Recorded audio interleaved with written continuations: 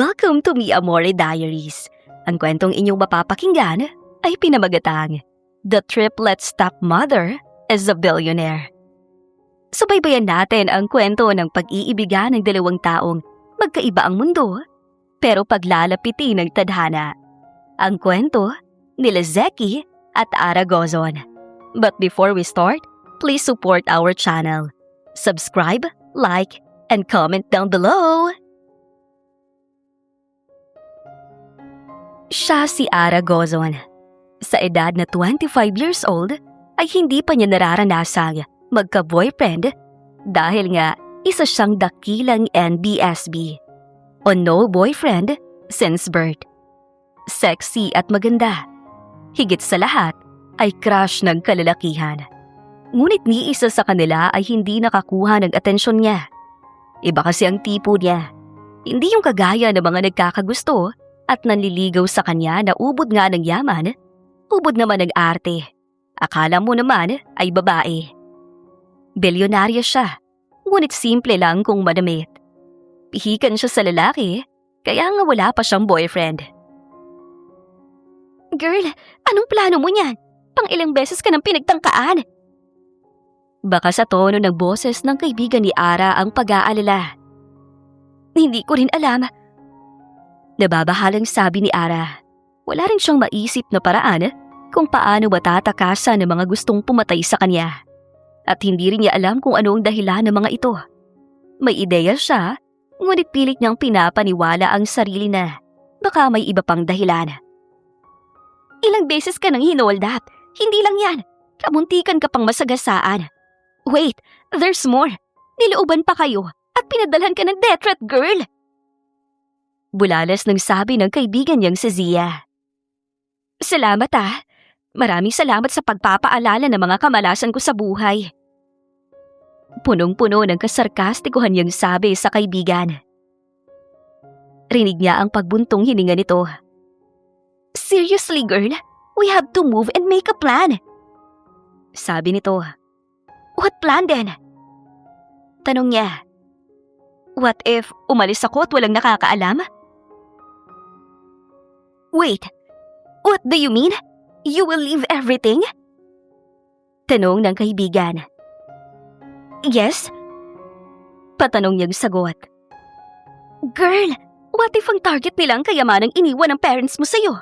And how about the company? Tanong muli ng kaibigan. Malalim siyang napamutong hininga. Ang matalik na kaibigan ni Dad, si Tito Jeric. Siyang nag-handle ng kumpanya nung hindi ko pa ito kayang i-handle dahil sa maagang pagkawala ni Dad and Mom. Trustworthy siya. Positibong sabi niya. How about your Uncle Sebastian? Kapatid siya ng Daddy. Bakit hindi ka nito pinagkatiwala sa uncle mo na kapatid niya? Tanong ng kaibigan niya. I don't know, Zia. Seryosong sabi niya at napabuntong hininga. Okay, I have an idea. Since sinabi mong aalis ka at lalayo, may alam mo kung lugar na, for sure, no one will know na nandun ka. Sabi ng kaibigan at ngumiti. Nakahinga naman siya ng maluwag at napangiti. Nasa isang coffee shop sila ngayon. Daig pa niya ang wanted dahil sa suot niyang halos mata na lang ang kita. Nang sumapit ang gabi ay maaga siyang natulog. At nang marinig niya ang pagtunog ng kanyang alarm, ay gumising na siya. Ito na yon. Lumapit siya sa bintana at bahagyang hinawi ang kurtina. Madaling araw pa lamang ngunit may naririnig na siyang tilaok ng manok. Napakislot siya nang marinig ang pagtunog ng kanyang cellphone sa bedside. Mabilis niya itong kinuha at sinagot ang tawag nang makita kung sino ang caller. Hello, Zia? Sabi niya sa mahinang boses. Ready ka na? Tanong naman ng kaibigan sa kabilang linya. Yes, ba't di pa ako nakabihis?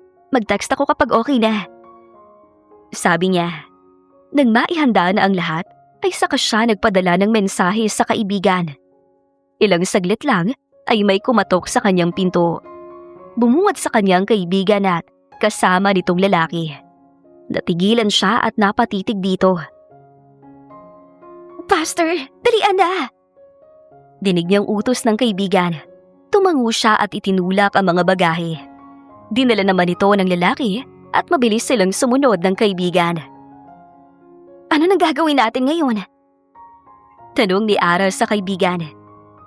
Pupunta na tayo ng airport at sasamahan ka niya.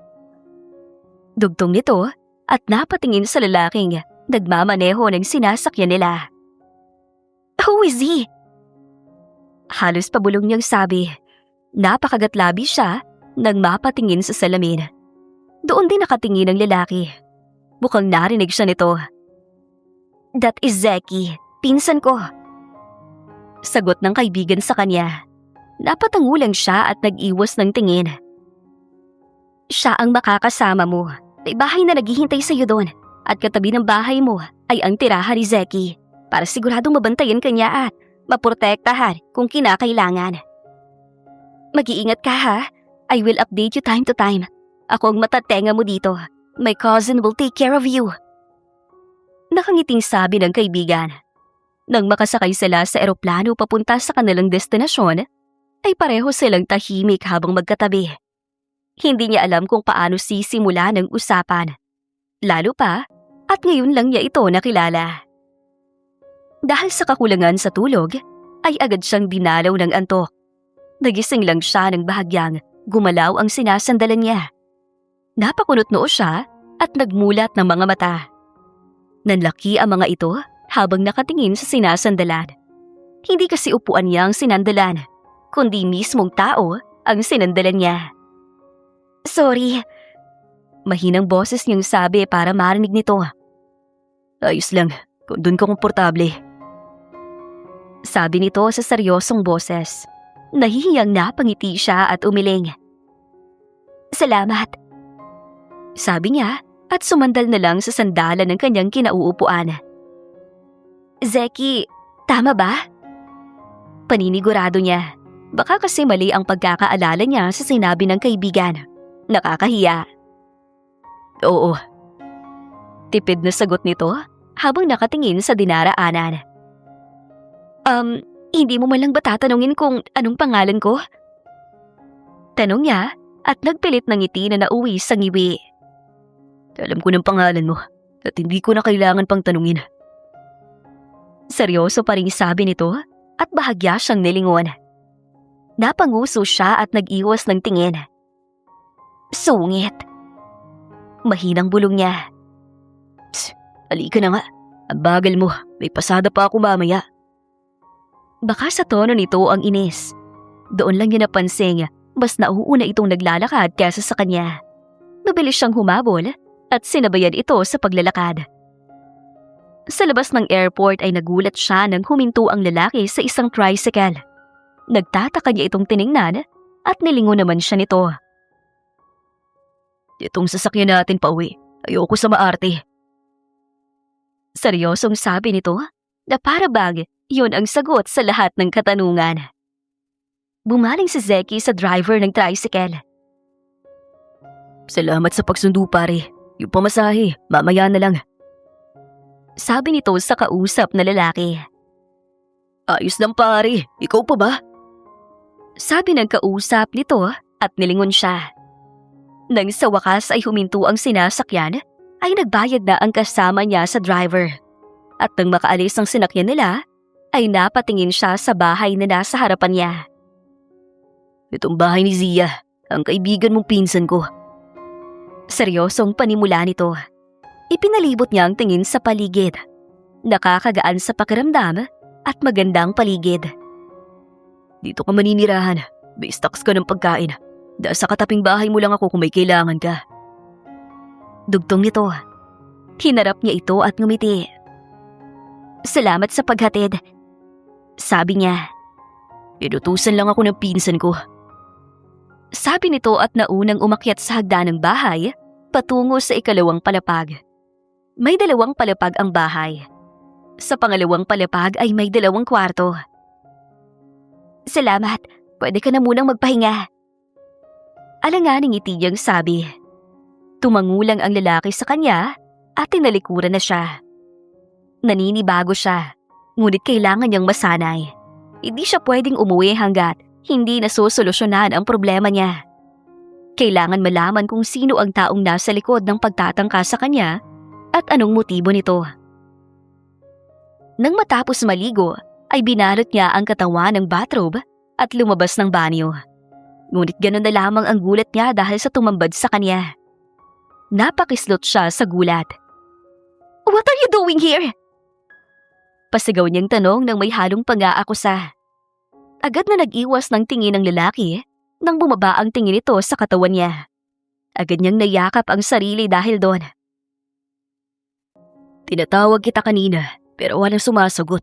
Akala ko nakidnap ka na, kaya umakit ako dito sa kwarto mo." Agad nitong paliwanag. Naningkit ang mga mata niya habang nakatingin dito. Hinigpitan niya ang tali ng robe at umayos ng tayo. "Ano ba kasing kailangan mo?" Mahinahon ang tanong ni Ara kay Zeki. "Nagdala ako ng luto ng pagkain para sa'yo. May dilutong nanay ko."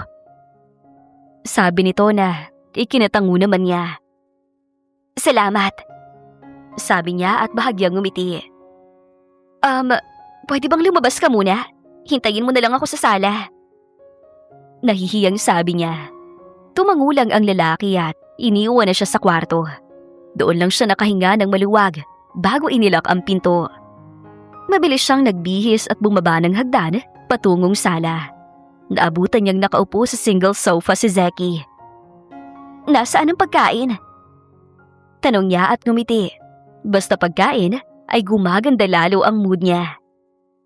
"Sa kusina, tinakpan ko na." Sabi nito at tumayo. Akmang aalis na ito nang bigla niya itong pigilan sa pamamagitan ng paghawak sa pulsuhan nito. "Wait!" Pigil niya sa akmang pag-alis ng lalaki. "Ano?" Pagtatanong nito at bumaba ang tingin sa kamay niyang hawak ang kamay nito. "Sumabay ka na sa akin. Pareho tayong hindi kumain ng tanghalian." Sabi niya sa seryosong boses. Saglit silang nagtitigan bago tumango si Zeki.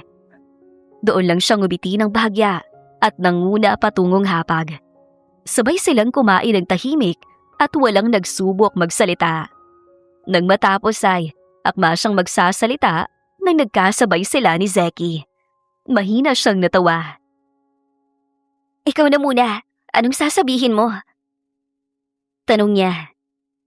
"Maaga ka na magpahinga. Bukas, kang pag-alagala sa lugar. Pwede ka lumabas ng bahay, pero hanggang kapitbahay ka lang." Bilin sa kanya ni Zeki. "Wala ako bukas para bantayan ka." Dugtong pa nito. "Why? Where are you going?" Pagtatanong niya. "At isa pa, ayoko ng English. Sita nito na ikinasimangot niya. "Tricycle driver ako para may pangbuhay ang pamilya. Kaya ikaw, huwag kang pasaway habang wala ako." "Hindi ako pasaway because I'm not a kid." Sagot niya at sinamaan naman siya agad ni Zeki. "So, you're a tricycle driver? Wow!" Manghang sabi niya. "Tss, sige na, ikaw na maghugas ng pinggan at matulog pagkatapos." Sabi nito at tumayo. Namilog ang mga mata niya. "Ako ang maghuhugas ng pinggan?" Tanong niya at itinuro pa ang sarili. "Oo." Tipid na sagot nito. Sumimangot siya. "Hindi ako marunong." Mahinang sabi niya. "Tss, tanda mo na, hindi ka pa marunong." Sabi nito at iniligpit ang pinagkainan nila bago dinala sa kusina at hinugasan sa lababo.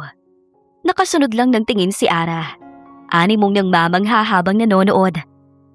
"Wow! Ganyan maghugas ng plato?" Inosente niyang tanong habang nanonood sa lalaki. Kunot noon naman siyang tiningnan ni Zeki. "Daig mo pang taga-bundok." Sabi nito bago ibinalik ang tingin sa ginagawa. "Never pa ako naghugas ng pinggan sa bahay." Sabi niya at sumimangot. "Sa susunod, dapat matuto ka ng gumawa ng mga gawaing bahay. Dahil dito, wala kang kasambahay na gagawa nun para sa'yo." Sabi nito at hinarap siya. "Aalis na ako. Magpahinga ka na." Salamat." Nakangiting sabi niya. Tumangulang ang lalaki at iniwan na siya. Napasimangot na lang siya at bumalik sa kanyang kwarto para mag-toothbrush at matulog na.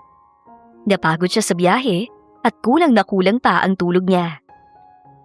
Kinaumagahan, nagising siya sa ingay na nanggagaling sa baba.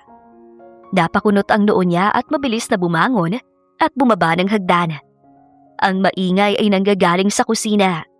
Nang sumilip siya, ay nanlaki ang mga mata niya sa bumungad sa kanya. 3 maliliit na bata ang nakaupo sa mesa ng kitchen habang makalat na kumakain ng kung ano. Napansin niyang babaeng nakatalikod sa gawin niya at nagluluto. May katandaan na ito. "Excuse me? What's happening?" Inosenteng tanong niya. "Lola!" Sabay-sabay na sabi ng mga bata. Ani muna takot sa kanya at bumaling sa ginang na kaninang nagluluto ay nakatingin na ngayon sa kanya. "Ay magandang umaga, iha!" Sabi ng ginang sa kanya kaya napunta dito ang atensyon niya. "Sabi kasi ng anak kong si Zeki ay puntahan kita at ipagluto ng agahan mo. Hindi ko naman pwedeng iwan itong mga apo ko sa bahay, kaya dinala ko na. Pasensya ka na at makalat sila." Paliwanag ng matandang babae. Napatangu-tango naman siya. "Sige po, ayos lang po. Salamat po sa pagluluto." Sabi niya, nahihiya siya na para kasing wala siyang kaalam-alam sa gawaing bahay, na siya namang totoo. Ngumiti ang ginang sa kanya. "Siya, sige maupo ka na sa hapak. Ihahain ko ng mga agahan mo." "Po, samahan ko na po kayo at sumabay na po kayong kumain." Tipid siyang ngumiti sa ginang. "Nako, wag na iha, nakakahiya." Sabi ng ginang sa kanya. Lumapit siya sa mesang kinalalagyan ng mga bata. Namilog ang mga mata ng mga ito at nagdikit-dikit silang 3. Hulay niya ay magkakapatid. "Ayos lang po, pagpapasalamat ko po dahil ipinagluto niyo ko ng agahan." Nakangiting sabi niya bago bumaling sa 3 bata. Lalong nagsiksika ng mga ito na animong takot na takot sa kanya. "Mumu!" Bulong ng isang bata sa mga kapatid. "Gulo buhok!" Bulol na sabi ng isa. "Huwag tayo lapit!" Sabi rin ng isa na nabubulol pa. Napasimangot siya. "Hindi ako mumu." Sabi niya. "Mumu!" Ulit ng isa. Lalo siyang napasimangot. Nang mapatingin siya sa salaming nasa pader, ay doon siya nagulat. Paano ba naman kasi? Parang pinagbugaran ng uwak ang buhok niya. Ang gulo-gulo, kaya naman pala natawag siyang mumu ng mga bata. Alanganin siyang ngumiti at mabilis na tumakbo pabalik sa kanyang kwarto para ayusin ang sarili. Naligo na siya at nagsuot ng pambahay na damit. Muli siyang bumaba at nagtungo sa dining. Naroon na at nakaupo ang 3 bata na nasa kanilang tabi ang kanilang lola. Ngumiti siya sa mga ito nang mapatingin sila sa gawin niya. "Kain na po tayo?" Nakangiting sabi niya at umupo sa silyang katapat nila. "Ganda!" Bulol na sabi ng isang bata. Ngumiti lang siya at kumain na. "Huwag maduming kumain!" Sita ng ginang sa 3 apo na makalat kumain dahil di patuwid ang paghawak sa kutsara. "Lola, James dumikain!" Nabubulol na sabi ng batang babae. Ito lang ang babae sa 3 kambal. Kanino pong anak ang mga batang ito?" Alanganin niyang pagtatanong. "Ay kay Zeki." Nakangiting sagot ng ginang sa kanya. Namilog ang mata niya dahil sa pagkagulat. May anak na ito? Ibig sabihin, may asawa na? Napasimangot siya sa isiping yun. Lumabas siya ng bahay at tiningnan ang mga halamang nakatanim. Halata ritong alagang-alaga dahil mga malalago ito. May mga Bermuda grass din na mas nagbigay ganda sa labas ng bahay. Nang magsawa na siya sa tanawing nasa labas, ay saka siya bumalik sa loob. Bumalik siya sa kanyang kwarto at saktong tumutunog ang kanyang cellphone. Nang makitang ito ay ang kaibigan, ay mabilis niyang sumagot. Hello? Bungad niya. I've been calling you. Nag-aalala na ako tapos hindi mo pa sinasagot. Masungit na sabi ng kaibigan niya sa kanya. Napangiti na lang siya. Concern talaga ito. Oh, sorry. Nabisi kasi. Sabi niya. So, anong nangyari? Bakit ka napatawag? Tanong niya sa kaibigan. Your Uncle Sebastian, hindi ko alam kung nalulungkot ito o masaya. Nalaman nilang nawawala ka. Seryosong sabi ng kaibigan. And what my uncle did? Kunot noong tanong niya. Nothing. Sabi nga niya huwag ka nalang hanapin eh. Kasi kung ransom ang habol, tatawag naman at babalik ka rin daw. See? Baliw na atang uncle mo. Palatak ng kaibigan niya. Hayaan mo na lang. Magpanggap kang hindi alam kung nasaan ako at nag-aalala. Sabi niya sa kaibigan bago nagpaalam at pinatay ang tawag. Malalim siyang napabuntong hininga at bumaba sa sala. Ayaw niyang umiyak at maging mahina sa ngayon. Kailangan niyang maging matatag para sa sarili at sa mga ari-ariang iniwan sa kanya ng mga magulang na mula sa dugot pawis ng mga ito. Pababa pa lang siya ng hagdan ay nagulat siya sa taong nagmamadaling papunta sa kanya. Sabi ni Zia, hindi ko niya matawagan. Damn, akala ko ano nang nangyari, kaya umuwi ako agad. Bakas ang inis na nahihimigan ng pag-aalala sa boses na sabi nito sa kanya. Walang iba kundi si Zeki. Humahangos pa ito habang lumalapit sa kanya. Nagkausap na kami. Pasensya ka na. Pwede ka nang umalis.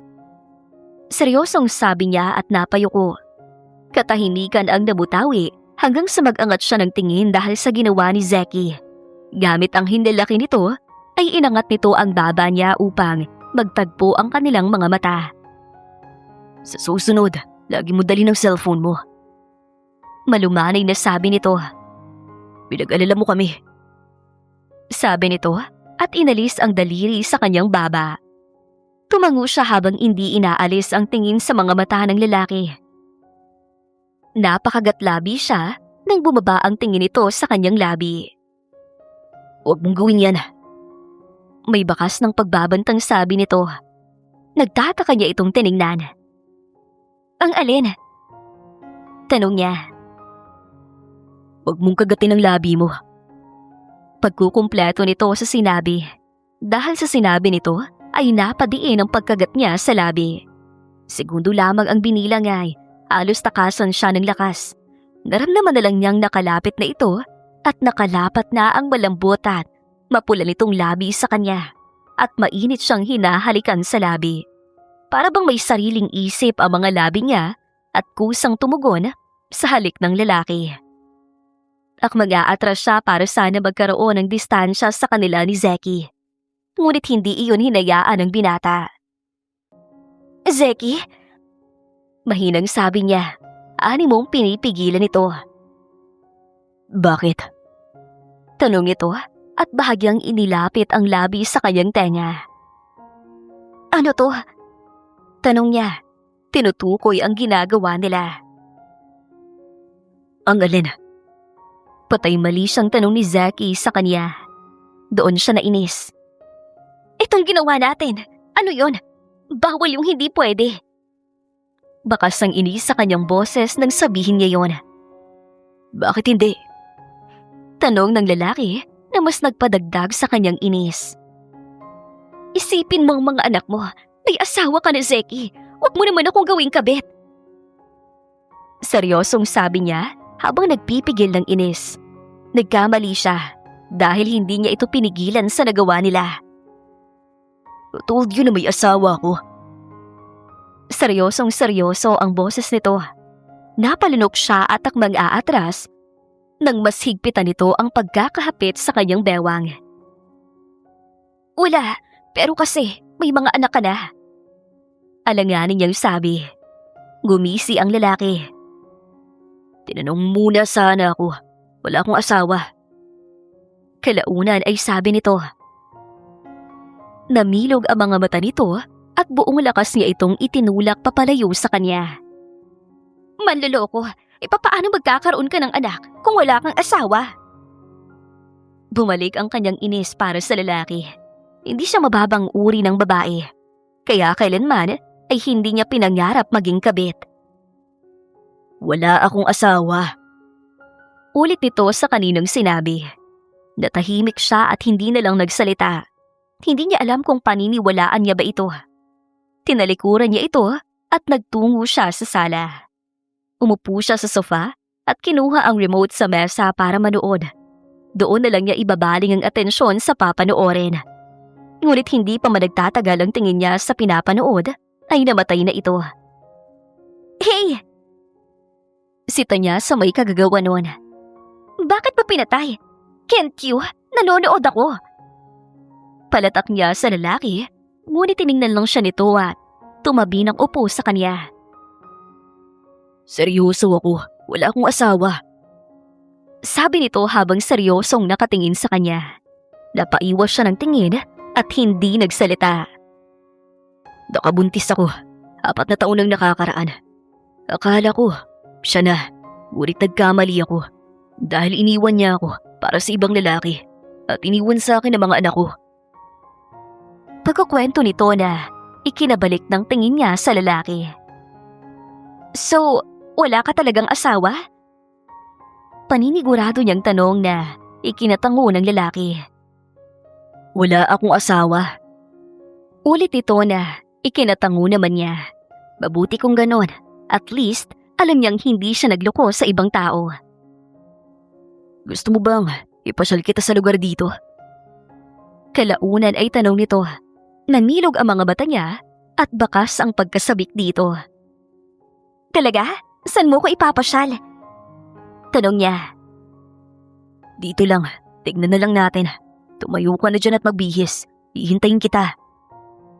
Sabi nito, dahilan para mapatingin siya sa sariling suot. Napakagatlabi siya at doon tinabla ng hiya. Maiksi kasi ang short niya at nakasando lang. Hindi niya alam kung saan siya dadalhin ni Zeki. Papunta sila sa mapunong parte ng lugar. Napasimangot siya.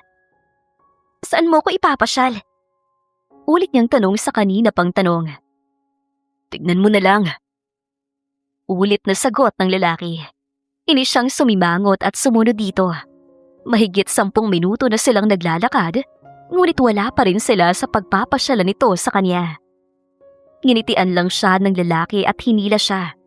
Naiwan ang tingin nito sa kamay ni Zeki na nakahawak sa kanyang kamay habang nagpapatianod sa paghila nito. Hanggang sa mapahinto sila. Dahan-dahan niyang inalis ang tingin sa kamay nilang magkahawak at ibinaling ang tingin sa kanilang paligid. At doon na siya tuluyang napanganga dahil sa pagkamangha. Wow! This is paradise! Namamanghang sabi niya. Nasa kanilang harapan ng isang talon at batis. Nalalaglag ang tubig galing sa waterfalls patungo sa batis na walang kasing linaw. May mga puno sa paligid na naging dahilan para mas gumanda at hindi sila tabla ng init ng araw. Hindi rin sila nagtagal dahil mahirap na at may makakilala sa kanya. Mabilis na lumipas ang mga araw at masasabi niya na mas naging malapit sila ni Zeki. Hindi rin siya nawawala ng impormasyon sa kumpanya at mansyon. Salamat sa tulong ng kanyang kaibigan. Inilapit niya ang muka sa mahimbing na natutulog na lalaki. Moreno ito at bumagay yon sa lalaki. Nagpadagdag pa nga sa kagwapuhan ito. Pagkakamali ang ginawa ng dating babae nito dahil iniwan ito si Zeki. Pero mabuti na lang dahil sa kanya na ang lalaki at hindi niya na ito pakakawalan pa. Alam kong gwapo ako. Huwag mo namang iparamdam na masyado ka nagwagwapuan sa akin dahil sa pagtitig mo. Nagising ang naglalakbay niyang diwa nang marinig yun mula sa lalaki. Anong sabi mo? Inis niyang sabi. Wala. Ngising sabi nito at tinawid ang pagitan ng labi nila at hinalikan siya nito na siya namang ikinagulat niya. Good morning. Nakangiting bati nito sa kanya. Good morning. Bating niya nang makabawi sa gulat. Bumangon siya sa pagkakahiga at akmang ibababa ang paa ay halos maiyak siya sa sakit ng kanyang pagkababae. Namalayan na lang niya ang paglapit sa kanya ni Zeki at pinangko siya nito at muling inihiga sa kama. Nagtataka niya itong tiningnan, kaya sumagot ito. "Diyan ka muna, ihahanda ko lang ang bath mo." Sabi nito at iniwan siya para pumasok sa banyo nang walang saplot ni isa. Nang bumalik ito, ay muli siya nitong pinangko at inilubog sa bathtub. "Diyan ka muna, para kahit paano ay mabawasan ang sakit." Ngumiti ito, ngiting hindi mapang-asar, kundi ngiting magaan. Kagabi nga pala ay kusang bumigay na ang kanyang katawan sa lalaki. Kaya ito ang kinahinatnan ng buong katawan niya. Masakit. Nauna ito sa kusina para makapagluto pa ng kanilang agahan. Mabilis lang itong natapos. Tinulungan niya itong maghanda at sakasabay silang nag-agahan. Hindi niya alam kung ano ang relasyon nilang dalawa. Hindi naman sila magkasintahan para gawin ang mga ganong bagay. Hindi niya maintindihan kung anong meron sila. "Anong gusto mong hapunan?" Tanong nito kalaunan habang nakayakap sa bewang niya. "Gusto ko nagsinigang." Nakangiting sabi niya. Kapag pagkain ang pinag-uusapan, ay gumaganda talaga ang mood niya. "At gusto kong kasabay natin ang mga bata." Dugtong pa niya. Okay." Sagot sa kanya ni Zeki at muli siyang niyakap. Gusto niya ang ganitong pakiramdam. Pakiramdam niya'y ligtas siya. Pero kailangan niyang lumayo at bumalik sa pinanggalingan at harapin kung anumang problema ang meron siya. Nakaupo sa stool chair si Ara habang pinapanood si Zeki na nagluluto ng kanilang hapunan. Wala naman kasi siyang alam sa pagluluto, kaya eto siya at nanonood lang. Buo na rin ang desisyon niyang bumalik ng Maynila. Kailangan niyang harapin ang lahat at mahanap ang taong nasa likod ng mga pagtatangka sa kanya. Hindi siya pwedeng maging mahina. "Kanina ka pa tulala." Napakurap-kurap siya nang marinig ang boses ni Zeki. Ngayon ay nasa harapan na niya ito. "Anong iniisip mo?" Tanong nito. Malalim siyang napabuntong hininga. "Naisip ko lang, paano kung bumalik na ako?" Wala sa sariling sabi niya. "Hindi ka pwedeng bumalik." Seryosong sabi nito habang matiim na nakatingin sa kanya. Hindi na lang siya sumagot. Tinalikuran siya nito at bumalik sa ginagawa. Hanggang sa kumain sila kasama ang triplets, ay hindi pa rin sila nagkikibuan. Mabilis na sumapit ang gabi. Hanggang sa mag-umaga, ay hinintay niya munang makaalis si Zeki. Tanging isang bag lang ang dala niya. Mga tanging kailangan at importante ang dinala. "Saan po kayo, ma'am?" Tanong ng driver sa kanya. "Sa airport po, Manong." Sabi niya, babalik na siya at kailangan niyang ihanda ang sarili. Nagbayad siya ng sobra bilang pasasalamat. Naghintay siya sa waiting area dahil mamayang 10 pa ang flight niya. Gabi na nang lumapag ang eroplano. Walang sumundo sa kanya dahil wala namang may alam na nakabalik na siya, kahit ang mismong kaibigan niyang si Zia. Sumakay siya sa taxi at nagpahatid sa kanilang mansyon. Sinalubong siya ng mga gwardya at mga maid na hanggang ngayon ay gising pa dahil maaga pa naman. "Mama Ara?" Gulat na bati ng mga ito na makita siya. Ngumiti siya ng tipid. "Pakitawag na lang ako kapag handa na ang hapunan." Aniya sa seryosong boses bago iniwan ng mga ito na nagulat sa pagbabalik niya. Natigilan siya sa pagbibihis dahil katatapos lang maligo nang tumunog ang kanyang cellphone. Nang tingnan niya ito ay hindi pamilyar sa kanya ang numero. "Nasaan ka?" May bahid ng galit ang baritono nitong boses. Walang iba kundi si Zeki. Saglit siyang natigilan at kinabahan dahil sa paraan ng pagtatanong nito. "Sa bahay." Mababang boses niyang sabi. "At sinong may sabi na pwede kang umuwi? Napakatigas ng ulo mo." Seryosong sabi nito. "Paano na lang kung may nangyari sa'yo?" Tumaas ang boses nito dahilan para mapakislot siya sa kaba. "I'm sorry, pero kailangan kong gawin to. Naisipan ko kasi na kung hindi ko haharapin kung ano man itong pagsubok ko, o kung sinong gustong pumatay sa akin, hindi ito matatapos. Walang mangyayari kung magtatago ako. Paliwanag niya. Pumiyok siya sa huling sinabi dahil sa pagpipigil ng pag-iyak. Tsk! Yun lang ang sinabi nito at pinatayan siya ng tawag. Hindi niya maiwasang masaktan. Akala niya ay susundan siya nito, pero hindi naman yun pwede. May mga anak ito at hindi nito yun pwedeng iwan basta-basta. Hindi niya namalayang nakatulog na pala siya dahil sa malalim na pag-iisip. Naalimpungatan lang siya nang maramdamang nagugutom na siya. Nang tingnan niya ang oras ay hating gabi na. Bumuntong hininga siya at bumangon saka lumabas ng kwarto para bumaba. Ngunit paliko pa lang siya patungong kusina nang may humapit sa bewang niya at hinila siya saka isinandal sa pader. Gusto niyang sumigaw sa pagkagulat at takot na baka isa ito sa gustong pumatay sa kanya.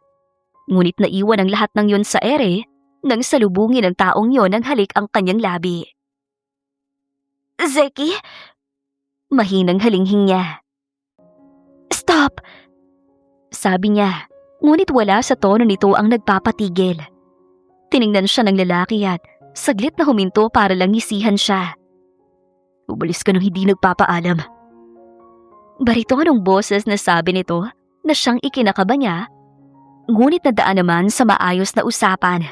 Sa huli, magkatabi silang natulog. Nagising na lang si Ara sa kanyang sariling silid. Nang maalala niyang nangyari kagabi, ay hindi niya maiwasang mamula. Napatingin siya sa katabi. Wala na roon ang lalaki. Bagkus ay may iniwan itong sticky note sa bedside. Sabi nito ay aalis saglit dahil may importanteng babalikan sa Sibugay. Babalik rin mamaya. Balak niyang magpunta ng kumpanya ngayon. Nabasa niya sa text ng kaibigan na may meeting ngayon kasama ang mga board members at ang kanyang uncle. Hindi siya pwedeng mawala sa meeting na yon. Wala siyang isinamang driver, ngunit may mga bodyguard siyang nakasunod sa kanya. Nang makarating, ay may pagkamangha, pagtataka at gulat siyang tiningnan ng mga empleyado, ngunit patuloy pa ring binabati. Taas na ulang siyang naglakad patungong elevator na maghahatid sa kanya sa conference room. Sana lang ay makaabot siya sa meeting ng mga ito. Pagbukas ng elevator, ay agad siyang ngumiti na makita ang taong nasa loob nun. Uncle Sebastian! Ngiting sabi niya, animong totoong totoo. My niece! Akala ko ba'y nawawala ka? Why are you here? Baka sa matanda nitong muka ang pangi-insulto sa pagtatanong. Ngunit pilit itinatago sa mapagpanggap na muka. Ngumiti siya ng matamis. Sorry to say, Tito, pero hindi ako nawawala. Sagot niya at mahinang natawa. Pansin niya ang pagtiimbagang nito. Anyway, wala pa rin po bang lead kung sino ang gustong kumuha at pumatay sa akin? Umaarte siyang parang kinakabahan. Well, dapat na siyang matakot dahil uunahan ko siyang makuha at hulihin. Let's see, my niece Ara. Ngiting sabi naman ng kanyang uncle na siyang lihim niyang ikinakuyom ng kamao. Nakaabot siya sa meeting. Kahit ang mga board members ay nagtataka kung paano siya nakabalik. Pinaniwala ng magaling niyang uncle na wala na siya dahil may kumuha sa kanya at para makuha ang kumpanya sa kanya. Salamat sa kaibigan niya at nalaman niya ang lahat ng yon. Girl, kumusta ang meeting? Tanong ni Zia habang nasa office niya ito. Napairap siya sa hangin bago napabuntong hininga. Maraming tanong sa akin ng mga board. Napili lang ang sinagot ko. Ayoko ng bulag. Mabuti na lang at luminaw ng paningin ko. Natawa ang kaibigan. Matagal ko nang sinasabi sa'yo, ayaw mong maniwala. I'm just waiting a concrete evidence. Pero ngayong narinig ko ang mga update mo habang wala ako, ay napatunayan kong tama ang hinala ko. Aniya sa malungkot at may halong galit na tono. Habang nagmamaneho, ay napapansin niyang para bang may sumusunod sa kanya. Alam niyang sasakyan ng mga bodyguards niya at hindi ito iyon. Nakaramdam siya ng kaba. Mukhang nawala siya sa paningin ng mga bodyguard niya. Binilisan niya ang pagpapatakbo habang dinadayal gamit ang isang kamay ang numero ni Zaki. Halos mapamura siya nang hindi sagutin ng lalaki ang tawag niya. "Oh please, not now!" Mahinang pakiusap niya. Nalaki ang mga mata niya na makitang may naglabas ng baril at pinaulanan ng sasakyan niya. Mas binilisan pa niya ang pagmamaneho. Mabuti na lang at kakaunti ang sasakyan sa kalsada. Akmang liliko siya sa isang eskinita nang makitang may motor na biglang lumitaw sa kanyang likuran. Inunahan siya nito. Akmang susundan niya nang hindi kakayanin ng kotse ang dumiretso. Binuksan ng driver ng big bike ang kanyang helmet. At doon, nakita niya ang galit na mukha ni Zaki. "Bumaba ka! Damn it! Dalian mo't sumakay ka dito!" Sigaw nito na siyang rinig niya. Mabilis niyang kinuha ang baril sa compartment at lumabas ng kotse at sumakay sa motor. Sinamantala niya yon habang wala pa ang mga sumusunod. Mabilis na isinuot sa kanya ni Zaki ang helmet at pinaharurot ang sasakyan sa kung saang hindi niya alam. Pagkaraan ng halos 1 oras na biyahe, ay nakarating sila sa isang pamilyar na bahay sa kanya. "Ito ang bahay na regalo ni Daddy kay Mommy nung unang anniversary nila. Bakit tayo nandito? At bakit mo alam to?" Aniya at sunod-sunod na nagtanong. "Pumasok muna tayo sa loob." Marahang sagot ni Zaki sa kanya at hinawakan siya sa kanyang kamay, saka ipinasok sa loob ng bahay. Kinabig siya ni Zaki at niyakap ng mahigpit. "Wala ka nang dapat pang ipag-alala. Sa mga oras na to, ay nahuli ng uncle mo at ang mga tauhan itong nagugulo sa'yo." Humiwalay siya sa pagkakayakap dito at hinarap ito. Pinunasan ito ang luha niya at marahang ngumiti.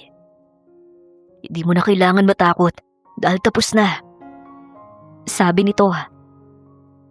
Tumango siya at kahit papaano ay gumaan ang pakiramdam niya. Labis siyang nagpapasalamat kay Zaki dahil tapos na ang lahat. Siguro naman ay pwede na siyang magtapat. "Matagal na kitang gusto, Ara. At nang magkasama tayo, ay minahal kita ng higit pa." Naunahan siya ni Zaki sa pagtatapat. Napangiti na lang siya at napakagatlabi. "Unang kita ko pa lang sa'yo ay nakuha mo ng atensyon ko. At kahit sinusungitan mo ko ay nahulog ako sa'yo at minahal kita." Tugon niya. Hindi na siya nagulat nang kaibigan ni Zaki ang batok niya at hinalikan siya ng marahan at punong-puno ng pagmamahal. "Mahal kita." Anito. Ngumiti siya. "Mahal din kita." Tugon niya at siya na mismo ang yumakap sa lalaki. Hindi man maganda ang simula ng kanilang kwento, ngunit nagtapos naman ito ng may nabubuong pagmamahalan. Natutunan niyang magmahal at magtiwala sa isang tao sa hindi inaasahang pagkakataon. The end.